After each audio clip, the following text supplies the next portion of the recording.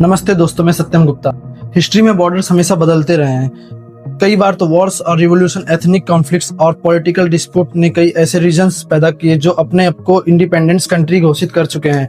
लेकिन independence declare करना और पूरी दुनिया से रिकॉग्नाइजेशन पाना, ये दोनों बिल्कुल अलग अलग बात है। यहीं से शुरुआत होती है इन कंट्रियों की।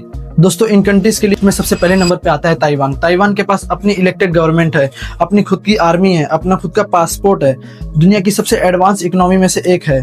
फिर भी पॉलिटिकल प्रेशर की वजह से कोई कंट्रीज इसे ऑफिशियली सॉवरेन स्टेट के रूप में रिकॉग्नाइज नहीं करती, यानी प्रैक्टिकली एक नेशंस, लेकिन डिप्लोमेटिक स्टेटस आज भी डिबेट का हिस्सा है। दोस्तों, इस लिस्ट में दूसरे नंबर पे आता है नॉर्दर्न सिप्रस। 1974 के कॉन्फ्लिक्ट के बाद आइसलैंड सिप्रस दो हिस्से में बट गया।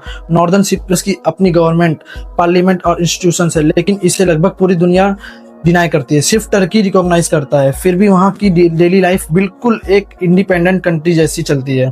दोस्तों, इस लिस्ट में जो तीसरे नंबर की कंट्री है वो है सोमाली आइलैंड। 1991 में सोमालिया के कोलैप्स के बाद सोमाली आइलैंड ने खुद को एक इंडिपेंडेंट घोषित कर दिया। आज इसके पास इलेक्शंस है, सिक्योरिटी फोर्सेस हैं और कंपैरेटिवली स्टेबल गवर्नमेंट भी है, लेकिन इंटरनेशनल रिकॉग्नाइजेशन लगभग ना के बराबर है, यानी फंक्शनिंग स्टेट लेकिन ऑफिशियली कंट्री नहीं मानी जाती है। और दोस्तों, इस लिस्ट में जो चौथे नंबर पे कंट्री आती है वो है ट्रांसनिस्ट्रिया।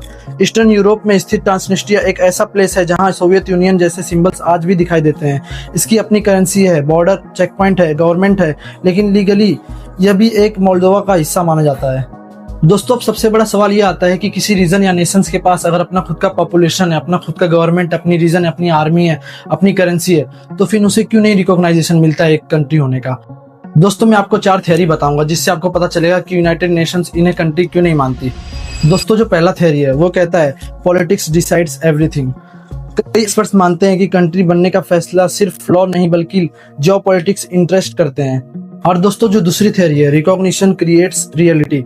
कुछ लोगों का कहना है कि जब तक मेजर पावर्स और इंटरनेशनल ऑर्गेनाइजेशंस रिकॉग्नाइज नहीं ना करे तब तक इंडिपेंडेंस अधूरी रहती है।